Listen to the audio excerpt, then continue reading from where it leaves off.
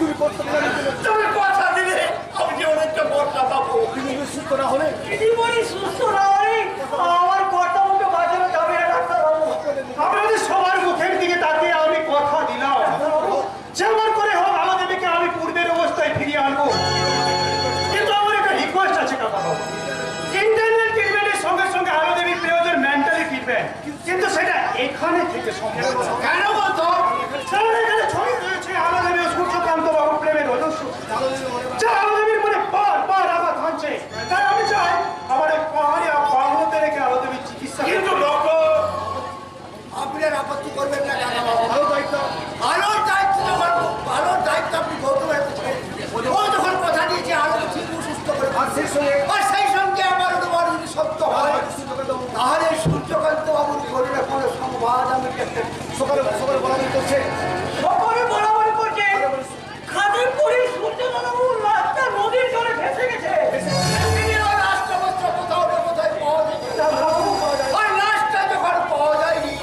তখন আমার অনুমান সূর্যকান্ত বাবু বেঁচে আছে।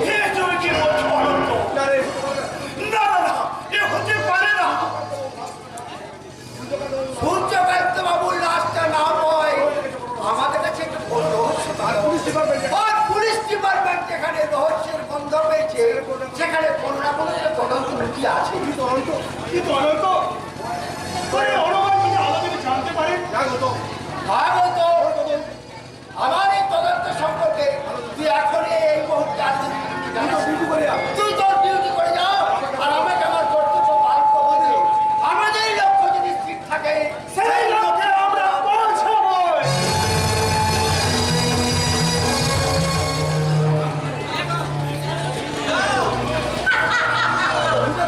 বিজুটার হাত দর্শ হচ্ছে না, আমাকে বিয়া করার লেগে একেবারেই অস্থির হচ্ছে।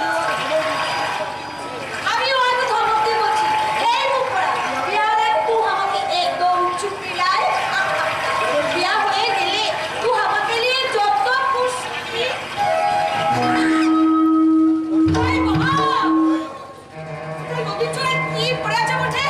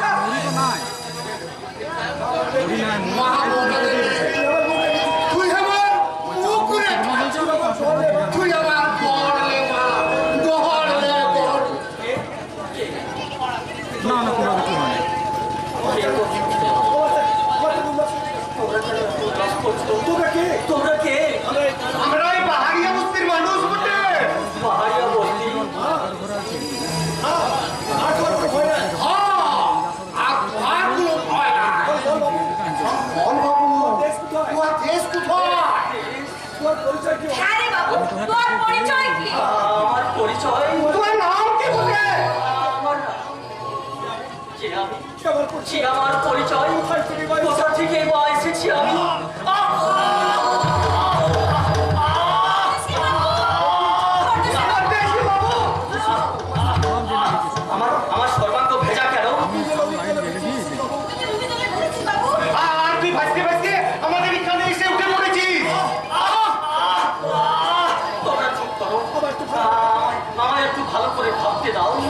কি আমার পরিচয়?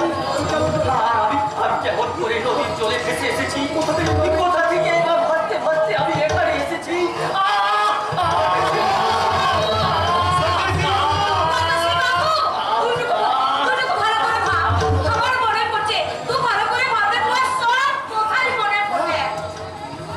না না না, আমার মনে পড়ছে না। এত চেষ্টা করো, আমি আমার জীবনের একটা কথাও মনে করতে পারছি না। কিন্তু কেন কেন আমি মনে করতে পারছি না? তোমরা তোমরা বলতে পারো কে আমি, কি আমার পরিচয়? তোমরা বলো কোথা থেকে ভাবতে ভাবতে আমি এখানে এসেছি। তুই অসুস্থ ভালো করে আরাম করতে চল।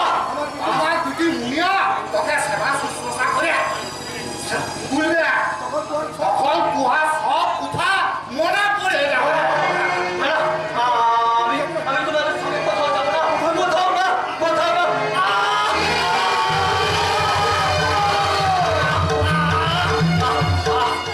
অসহ্য যন্ত্রণায় মাথাটা যেন ছিঁড়ে যাচ্ছে।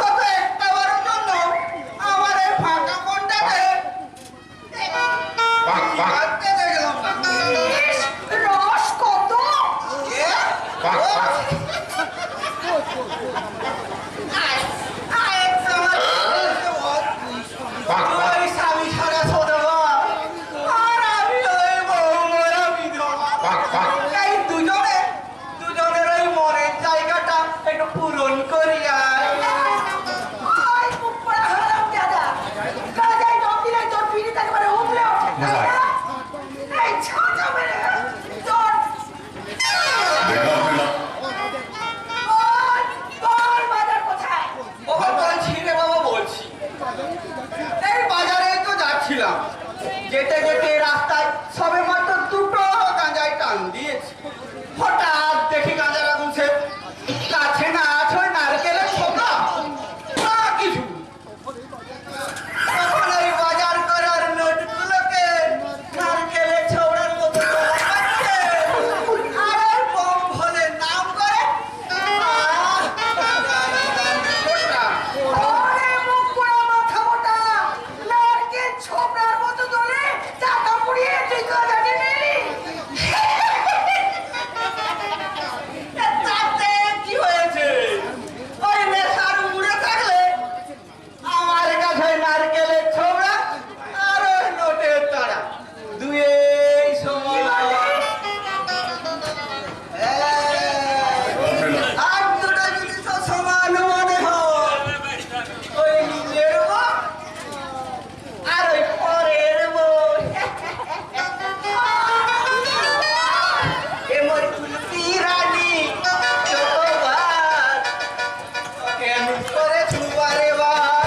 আমার কুলপি রানী যতবার তোকে করে ছুবারে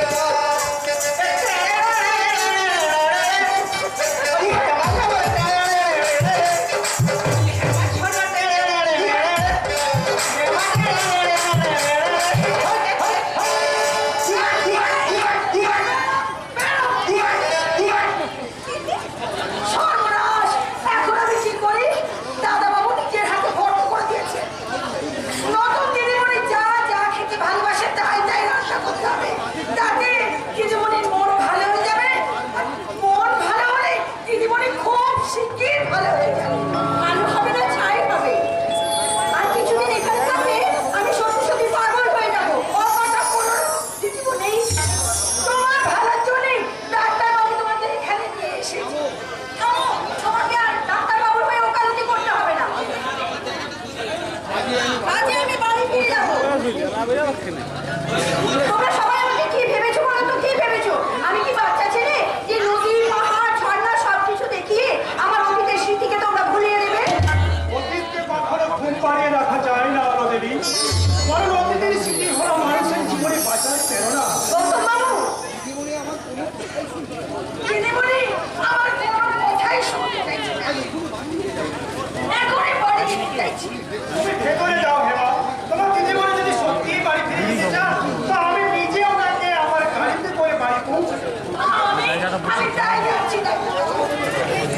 আচ্ছা আলো দেবী, আপনি কি সত্যিই বাড়ি ফিরে যেতে চান? হ্যাঁ, আমি বাড়ি ফিরে যাবো। বেশ, আপনার যখন ইচ্ছে তখন তাই হবে। তবে তার আগে আপনাকে আমি কয়েকটা প্রশ্ন করতে চাই। বলুন, কি প্রশ্ন করতে চান? আপনি তো অভিনয়টা, হ্যাঁ, তাহলে আপনার এই দেশ কেন? যেটা নিজস্ব রুচি। রুচি নয়, আমাদের রুচি নয়, যদি বলি এটা আপনার চেয়ে। গৌতম বাবু, জানি আলো দেবী, আপনার অতীত জীবনের সমস্ত ঘটনাই আমি জানি। কি জানেন আপনি? আপনারা সূর্যবাবুর ভালোবাসার কথা মনে করুন না, মনে করুন না সূর্যবাবু বেঁচে আছেন। কি বললেন? বেঁচে আছে আপনাদের স্বর্গীয় ভালোবাসা।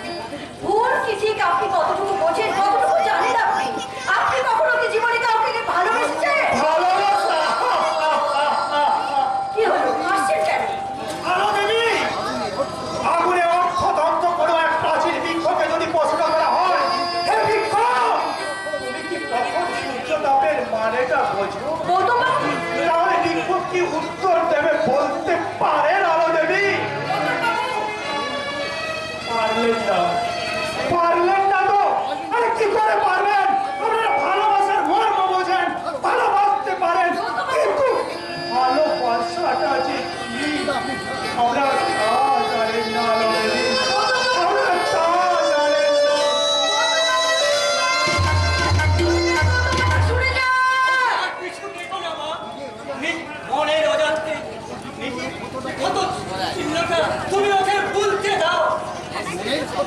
মনের ক্ষত? অভিজ্ঞতা যতই সহজ সরল স্বাভাবিক মনে করি, কিন্তু আমি তো জানি ওর ওই সহজ সহজ হৃদয়টা একেবারে ভেঙে চুরমার হয়ে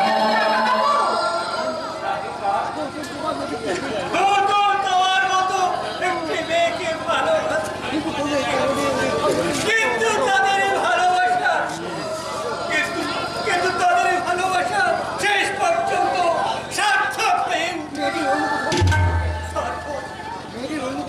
মেয়েটির অন্য কোথাও বিয়ে হয়ে যাওয়ার পর তারপর গৌতম সমস্ত কিছু ছেড়ে আমার ওই মা হারি বাংলো ছেড়ে কাকাবাবু,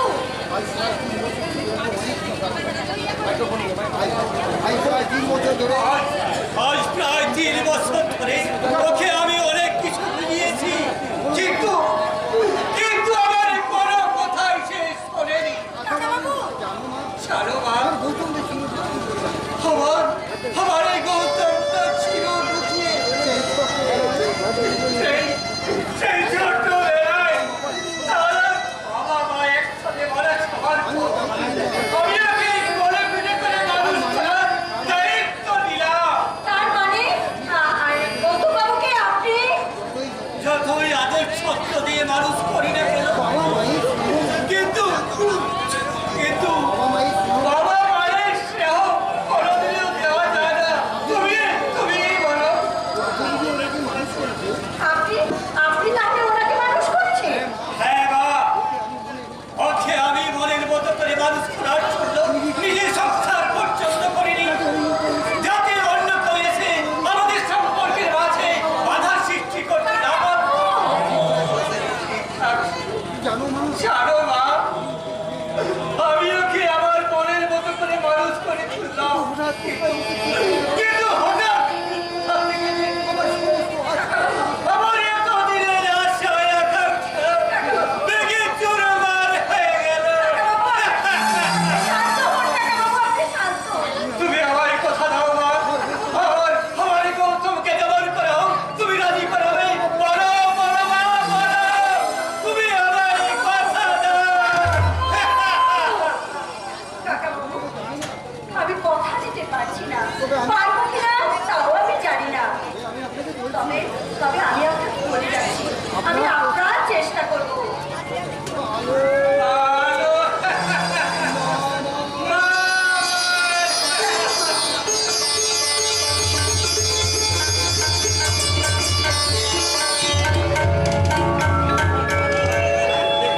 দেখতে দেখতে আজ 1 সপ্তাহ হয়ে গেল, অথচ আমার মামুনির আমি কোনো সংবাদ পেলাম না। না জানি কেমন আছে আমার মেয়েটা। ওর কথা ভাবতে ভাবতে কখন যে রাত পড়তে যায় তা আমি নিজেও বুঝতে পারি না। কেন যে আলো দেবীর কথা চিন্তা করে অকারণে আপনি নিজেকে দুর্বল করে ফেলছেন স্যার। আমি বলছি আলো দেবী খুব সুস্থই আছে। আমার মামুনি ভালো আছে? হ্যাঁ স্যার, আমি নিজে লোক পাঠিয়ে ওই আলো দেবীর সংবাদ নিয়ে এসেছি। তুমি নিজে লোক পাঠিয়ে আমার মামুনির সংবাদ এনেছো? হ্যাঁ স্যার, কি এটা তো আমার কর্তব্য। একদিনের পথে দূর থেকে তুলে নিয়ে এসে আমাকে আপনি ওই সমাজে প্রতিষ্ঠিত করেছেন, আর তার প্রতিদানে এইটুকু কর্তব্য যদি আমি না করি তাহলে যে আমি আমার বিবেকের কাছে খুব ছোট হয়ে যাবো স্যার। আমার কর্তব্যে আমি মুগ্ধ ম্যানেজার। তা মামনি আবার আগের মতো সুস্থ হয়ে উঠছে তো?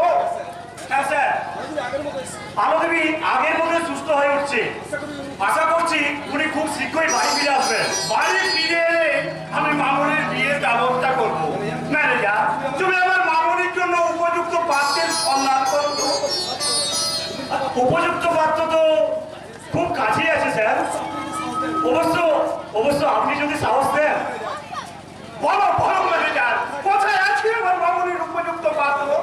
এই না, মানে যদি বলি ওই আপনার সামনে। আমি অবাক হয়ে যাচ্ছি, কোন সাহসে তুমি এরকম মন্তব্য করো? আমার মামনির পাশে দাঁড়ানোর কতটুকু যোগ্যতা আছে তোমার?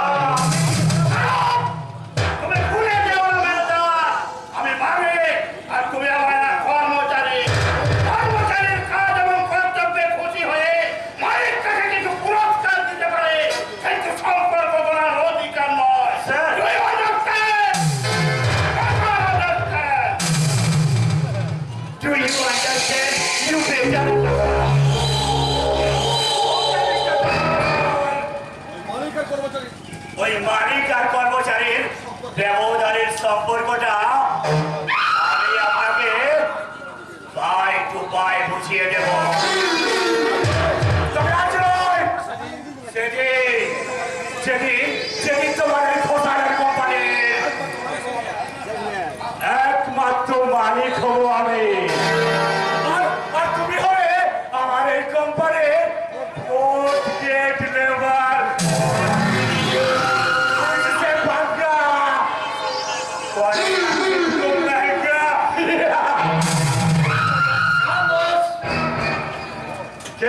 ওসমান, আপনি আবার কোন কোম্পানির মালিক হবেন বস? আরে এখনো হয়নি, তবে খুব শীঘ্রই হবো। তাহলে অথম কেন আপনার কোম্পানিতে অন্তত একটা লেবার পোস্টের চাকরি পাই বস। আরে লেবার নয় ওসমান, লেবার নয়, আমি মালিক হলে তুই হবি আমার কোম্পানির ম্যানেজার। ম্যানেজার? আর সেই মালিক হতে গেলে আমাকে এখন অনেক পথ যেতে হবে, আর তাতে আমার তোকে ভীষণ প্রয়োজন রে ওসমান। আল্লাহ কসম, আমি সব সময় আপনার সাথে আছি বস। এখন বলুন বস, আমায় কি করতে হবে? সেটা ঠিক সময় হলেই জানতে পারবি ওসমান। ওসমান, ওদিকে কি সংবাদ? একটা আজব খবর আছে বস। কি খবর? পাহাড়ি বস্তিতে বিলকুল সূর্যকান্তের মতো একজন আদমিকে দেখলাম।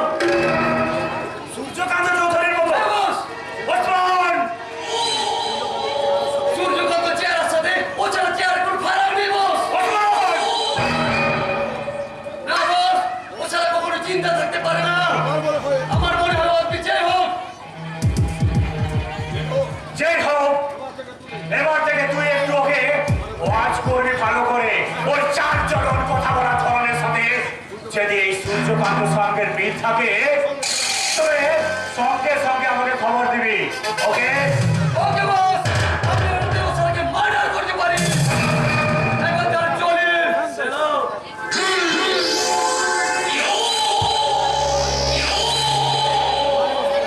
ওই পাহাড়ি বস্তির মাঝে সূর্যকান্ত ডুপ্লিকেট,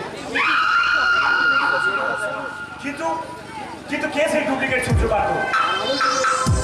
আমি ভাবছি ওই ডুপ্লিকেট সূর্যকান্তের সঙ্গে যদি কোনোদিনও ওই আলো দেবীর দেখা হয়, আর ওই আলো দেবী যদি ওই ডুপ্লিকেট সূর্যকান্তকে আসল ভেবে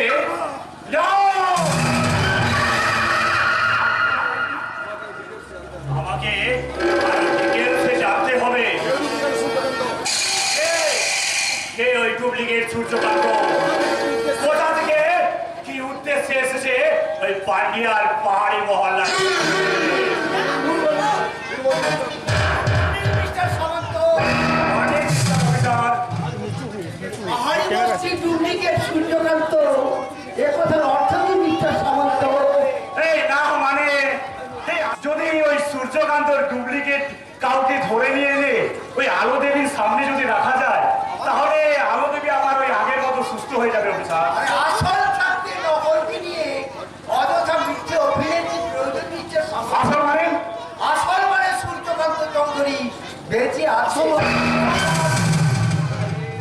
না, ওই মানে ওই 200 ফুট গভীর খাদে পড়ে যে কেউ বেঁচে থাকতে পারে না, সেটা ওই পাগলেরাও বুঝে মিস্টার অফিসার। পরিণাম পর্যন্ত আমার আইন কখনো মানতে বাধ্য নয়। সূর্যকান্ত চৌধুরী মারা গেছে। মিস্টার অফিসার, ভয় যে ভয়, আপনাকে আমি আরেকটা কথা জানিয়ে রাখি। আমাদের ইনভেস্টিগেশন রিপোর্ট বলছে ওই সূর্যকান্ত বাবু কিন্তু অ্যাক্সিডেন্টলি কার সমেত খাদে গড়িয়ে পড়ে। হয় তাকে ইনজয় করে খাদে ছুঁড়ে ফেলে দেওয়া হয়েছে, নয় তাকে খুন করে তার কাঠটাকে ও লাস্ট তাকে গায়েব করে কাঠটাকে খাদে ঠেলে ফেলে দেওয়া হয়েছে। কি বলছেন আপনি? আমি বলছি না, বলছে কারে থার্ড পার্সেন্ট ফিঙ্গারপ্রিন্ট। ফিঙ্গারপ্রিন্ট পাওয়া গেছে? Yes! তাই এই ব্যাপারে আপনার হেল্প চাই। হ্যাঁ, করবো মিস্টার অফিসার। আমি কিন্তু আপনাকে যথাসাধ্য হেল্প করবো। ওই সূর্যকান্ত বাবু যদি সত্যি খুন হয়ে থাকে, তাহলে ওর খুনের দোষী কোনোদিনও রেহাই পাবে না, কোনোদিনও না।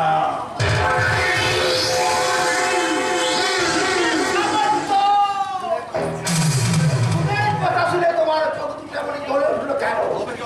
তোমাকে অন্ধকারে ঢিল ছুটতে গিয়ে আমি সঠিক লক্ষ্য করতে সূর্যকান্তি চৌধুরী ভুল বা ঘুম হয়ে যাওয়ার সঙ্গে সঙ্গে ওই নিশিত সামন্তের কোনো সম্পর্ক আছে?